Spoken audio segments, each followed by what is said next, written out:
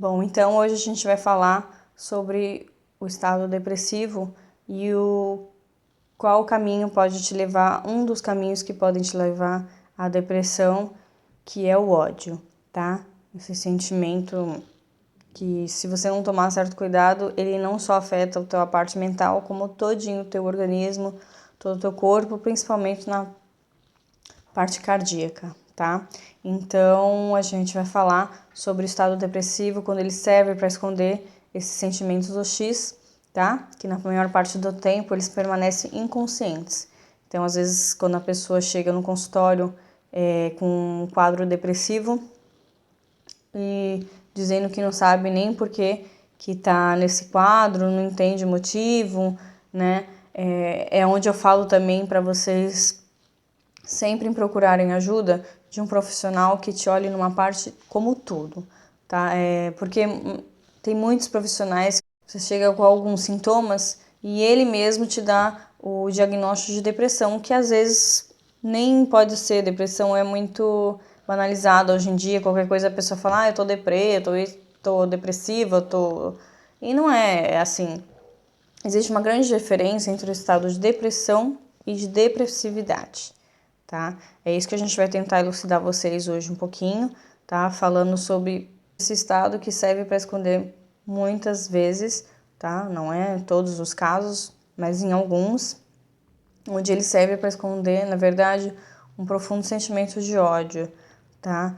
Eu separei alguns tópicos aqui para mim não esquecer de falar para vocês, que é basicamente a diferença entre o ódio, tá? O ódio mesmo, que o ódio é um sentimento, né? Ele fica guardado, ele fica profundo na gente, se a gente não tomar um certo cuidado, e a raiva. Então, tudo começa com uma emoção. Então, a raiva já é uma emoção, que se você não tomar um cuidado, se você não souber tratar dela em você mesmo, ela acaba te levando ao sentimento de ódio, que é onde, se ele entrar no teu inconsciente, ele vai te levar a um estado depressivo, tá? É claro que em muitos casos a gente observa num quadro de depressão, principalmente quando é por esse caminho do ódio, a diferença onde às vezes a pessoa, você percebe que ela alterna entre estados depressivos e em estados de explosões de raiva, de mau humor, tá? Então a gente vai falar um pouquinho entre essa relação, tá?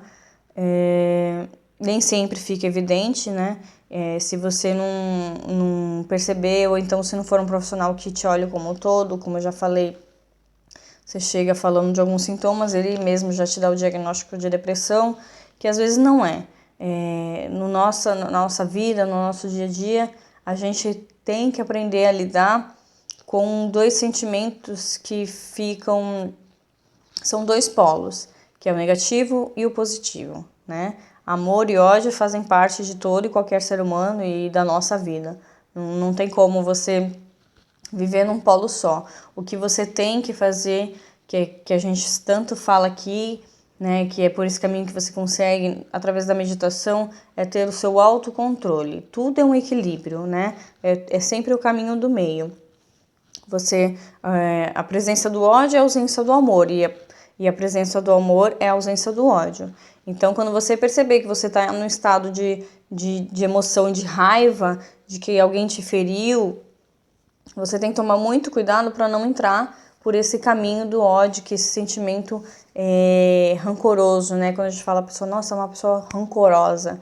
Mas por trás daquilo, por trás daquela capa de rancor, tem uma pessoa ali que tá precisando de ajuda, né? A gente às vezes julga uma pessoa porque ela é mal-humorada, porque ela tem raiva do mundo, então vamos tentar ver de uma outra forma, né? A grande ferida que tá ali dentro, que a pessoa não consegue tratar, ou então não quer tratar, e acaba entrando nesse estado depressivo, que serve justamente para esconder o ódio, né?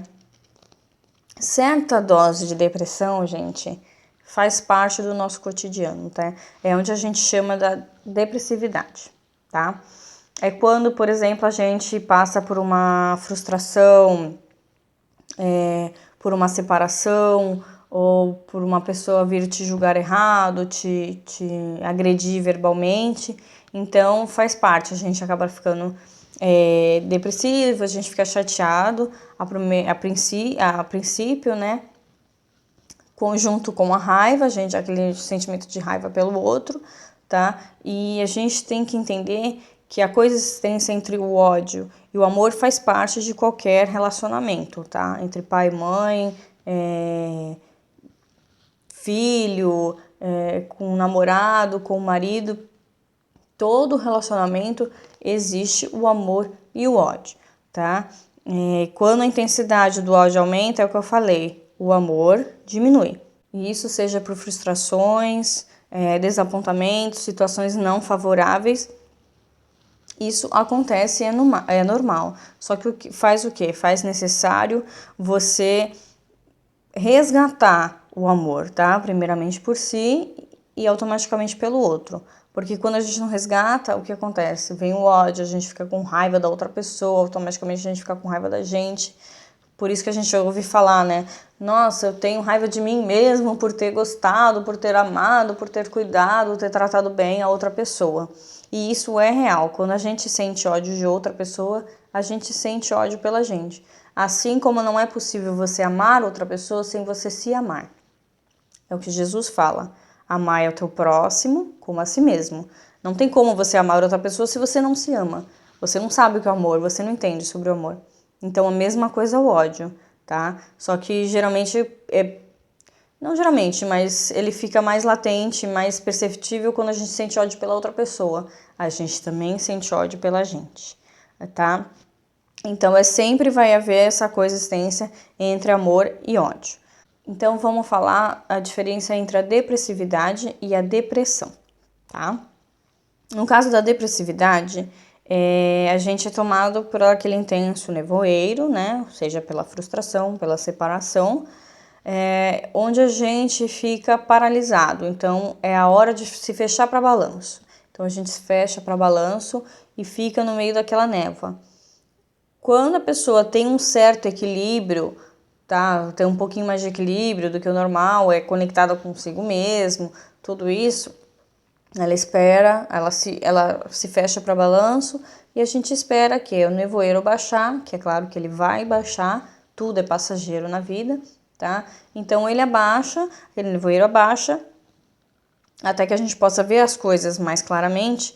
E depois dessa digestão psíquica, tá, de toda a situação do conflito, a gente consegue atingir um rearranjo.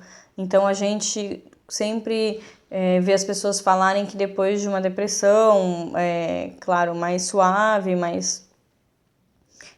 com menos potência, menos profunda, as pessoas falam, nossa, depois disso eu saí muito mais fortalecida, hoje eu sou muito mais forte, eu sou muito mais convicta de mim mesma, né?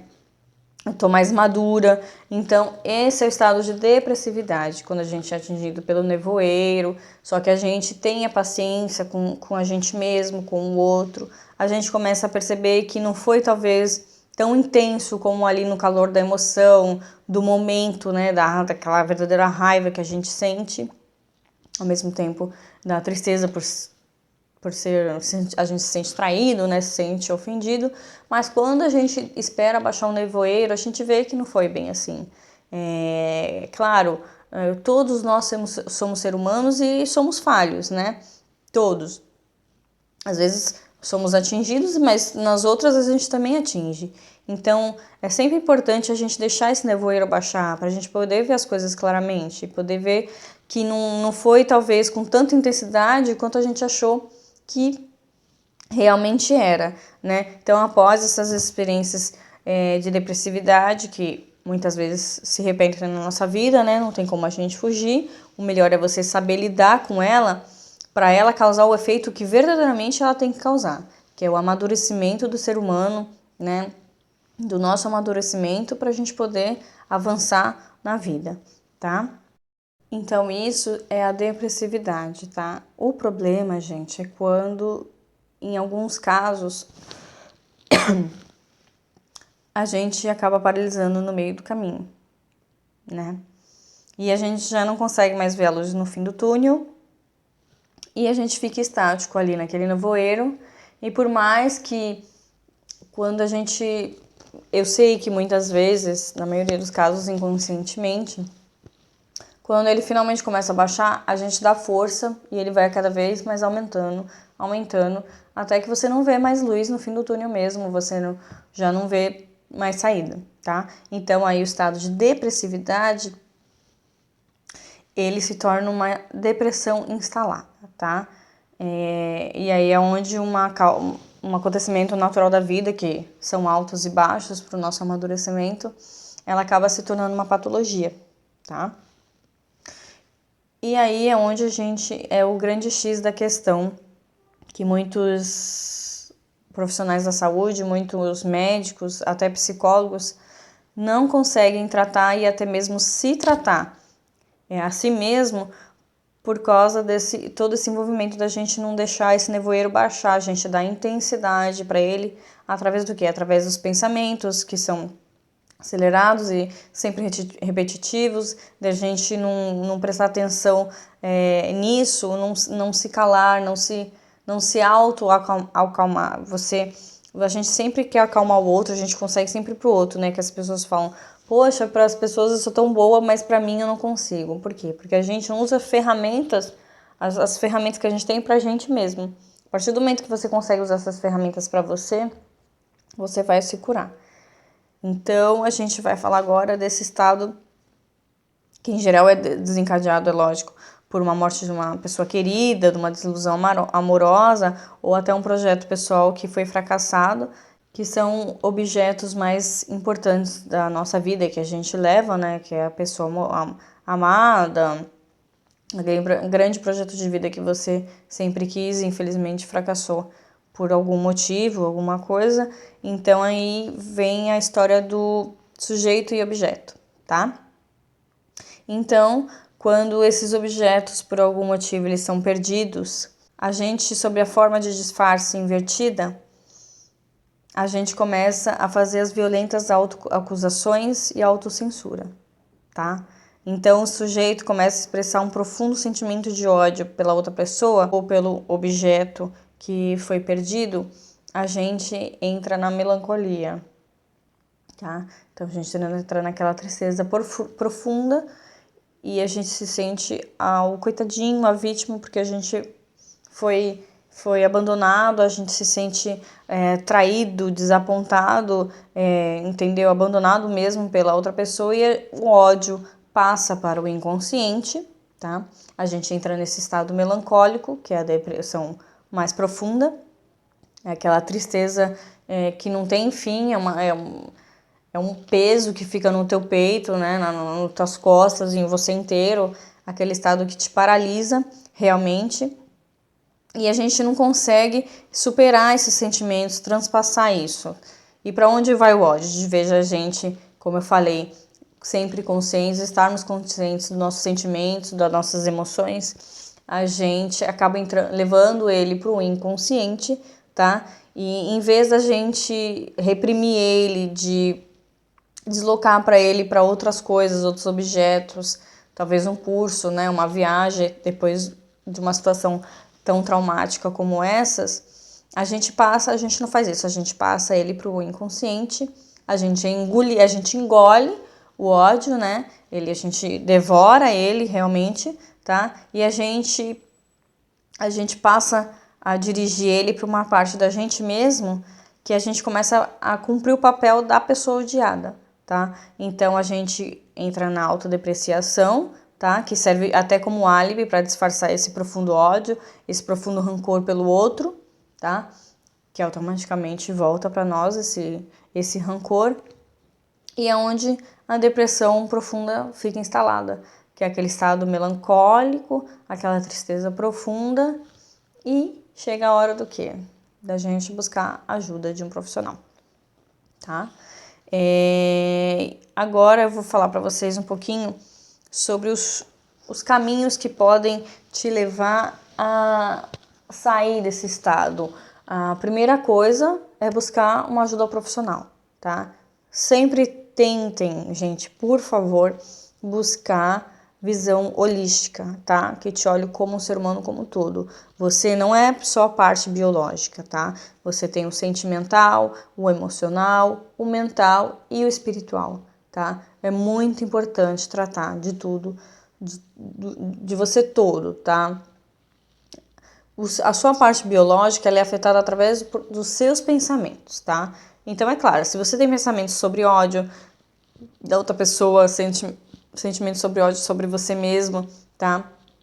Pensamentos de autodepreciação, como eu sou coitado, eu não presto, eu não sirvo pra nada, ou então eu não faço nada de certo na minha vida, tudo dá errado. Isso vai alterar toda a tua química cerebral, afeta teus neurotransmissores e onde, é claro, vai te dar os estados de cansaço, de fadiga, insônia ou sono demais. Então, quem afeta o teu corpo é você com os teus pensamentos. Então, por isso a gente fala, uma das ferramentas é a meditação, tá? É você separar ali alguns minutos diários para você conversar, para você sentar com você mesma, com você mesmo, e escutar o que você tem para te falar. O que você tem para te falar de bom, de ruim, o que você precisa mudar, aonde você precisa amadurecer, tá? Esse é um dos caminhos. O primeiro, é claro, buscar ajuda do profissional, como eu falei, tá? São três sequências que, se você quiser sair disso, se você quiser realmente transpor isso daí, ultrapassar esse sentimento, esse estado depressivo que paralisa a gente, né? A depressão, ela realmente serve para paralisar a gente. É como se fosse a vida chegasse para você, já que você não para por si para perceber o que você está fazendo ou o que está acontecendo na sua vida, então tá aqui uma depressão para você parar e analisar você como um todo. Então são 3 caminhos, tá? A primeira coisa, a gente começa a desapegar. Pega um papel e escreve lá o objeto perdido, né? Você é o sujeito, vai pegar o papel e escrever o seu objeto perdido, seja pessoa amorosa, seja situações desfavoráveis, perdas como mortes de entes queridos. Então escreva no papel qual o seu objeto, o que você perdeu, tá? Então ali você vai começar a desapegar, tenta desapegar da situação, da pessoa, de quem tem ali causado mal. A primeira coisa é você começar a desapegar daquilo. Vem o pensamento dela, vem o pensamento de raiva sobre a pessoa, da situação, vem, desapega, transpõe, passa isso para outra coisa, comece um curso novo, pega um livro bom, tem tantos livros maravilhosos daí de tantos profissionais bons, do Augusto Cury, tantas coisas boas, cursos para você fazer, uma viagem. Tenta transpor isso daí, passar por outra coisa. Começa a desapega desses pensamentos não favoráveis, desses pensamentos negativos. Começa a trabalhar o desapego, tá? Quando você começar a trabalhar o desapego, ao mesmo tempo que isso vai começar a desapegar de você, nesse vazio vai começar a entrar a gratidão. Comece a praticar a gratidão ao mesmo tempo. Começa a separar os minutos diários para fazer sua meditação, para calar, para sentar, conversar com você mesmo, te ouvir. Tem alguém aí dentro que merece toda a atenção do mundo, tá? Que merece a sua atenção, você merece ouvir ela, que é você mesmo. Em primeiro lugar, ama a ti para amar teu próximo, tá? Então, a partir do momento que você começa a entrar nesse estado de gratidão, é onde a felicidade começa a florescer e você começa a sair mais amadurecido disso, você sai fortalecido, tá? A gente não consegue aqui abranger todos os caminhos, porque a gente tem um espaço e um tempo, né, curto aqui, mas tente seguir essas ferramentas, tá? Busque um bom profissional que te olhe como um todo, tá? Que ele vai tratar você como florais, na psicanálise, conversar, não uma pessoa que vai lá, você vai falar o que você tem, te ouvir, ela vai te passar, pega uma droga que isso aqui vai te curar, porque já está comprovado que não é só de antidepressivos que você vai conseguir e que as pessoas conseguem sair do quadro da depressão, tá? Então, primeira coisa, busque um profissional. Terceiro, segunda coisa, comece a praticar essas 3 ferramentas, esses 3 caminhos. Pegue um papel, escreva o teu objeto perdido, comece a praticar um desapego de todos os pensamentos negativos daquele objeto perdido, tá? Segundo passo, separe os seus minutos diários, comece a praticar a gratidão, faça o Ho'oponopono, tem N terapias aí para você buscar, se vocês quiserem saber de algumas, escreva nos comentários aqui, mande e-mails, eu posso estar respondendo cada um de vocês, posso demorar um pouquinho, mas eu respondo, tá? E em terceiro lugar, gente, é inevitável, a felicidade vai chegar até você, tá? A harmonia você vai conseguir alcançar a harmonia, a felicidade. Eu não sei para você, mas para mim a felicidade é você estar em pleno estado de paz com você mesmo. Porque a felicidade mesmo, se você parar para pensar, elas são momentos, né? A gente tem momentos de felicidade na nossa vida. Tem gente que fala que a felicidade não existe, mas se você parar para pensar um pouquinho, pelo menos para mim, a felicidade, a verdadeira felicidade é você estar em paz. Não tem nada melhor, não tem nada que pague, não tem nada que supere você estar em paz com você mesmo. Paz de espírito, paz mental, sem aqueles pensamentos negativos ou para te colocar para baixo, tá? Não existe nada melhor. Tenho certeza, eu confio em vocês. E eu dou a minha palavra que se vocês começarem a seguir esses passos, a usarem as ferramentas corretas, vocês vão sair disso. Só que o primeiro passo é você querer. Quando você querer de verdade, quando você quiser sair desse estado, ultrapassar essa barreira, tudo vai chegar para você, já está chegando para você através desse vídeo. Com certeza eu acredito que a gente usa muito essas ferramentas para poder alertar, elucidar cada um de vocês, até a nós mesmos. Então eu tenho certeza que se vocês começarem a seguir esses passos, a usarem as ferramentas corretas, vocês vão ultrapassar isso, tá? Já dizia o grande Chico Xavier, tudo passa, e isso também vai passar, tá? Tente olhar para as situações não favoráveis da vida ou do nosso cotidiano como pequenas ferramentas, tá? Para você pegar e mudar ou então adquirir coisas boas, coisas novas, tá? Transforme as coisas não favoráveis em grandes projetos, em grandes mudanças, em grandes transformações, tá? Eu tenho certeza que vocês vão conseguir, tá? Eu acredito em vocês, senão não ia estar aqui fazendo esse vídeo, não ia gravar essa série de vídeos para tentar ajudar cada um de vocês. Eu passei por isso e eu falo para vocês, a gente só começa a transpor isso de verdade, tá? Não fingir que melhorou, não fingir que se curou da depressão, de verdade, lá do fundo de você querer de verdade transpor isso e superar a depressão, é você começando a primeira coisa, desapegar do objeto. Desapegue do objeto perdido. Busque um profissional holístico que te olhe como todo, tá? Separe minutos do seu dia para fazer sua meditação, para se calar, para se ouvir, tá? A felicidade é inevitável, vai chegar até você. Estamos fadados a ser felizes, mesmo na marra, tá bom? Bom, eu vou deixar vocês também com uma mensagem do Deepak. Eu não sei se vocês conhecem, mas eu acho que calhou muito com esse vídeo e quem sabe mexe com vocês para vocês começarem a querer mudar, tá? Que ela fala resumidamente assim: você quer saber como está seu corpo hoje? Lembre-se do que você pensou ontem.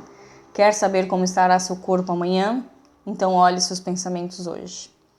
Ou você abre seu coração agora, ou um médico fará isso para você. Namastê. Fiquem com Deus, com a bênção, em paz e harmonia. Deixe seus comentários, mande suas sugestões, tá? Eu vou deixar o nosso e-mail aqui embaixo, se vocês quiserem começar mais profundamente ou no particular, tá? Espero que tenha ajudado pelo menos um pouquinho de vocês e aguardem nosso próximo vídeo. Até lá!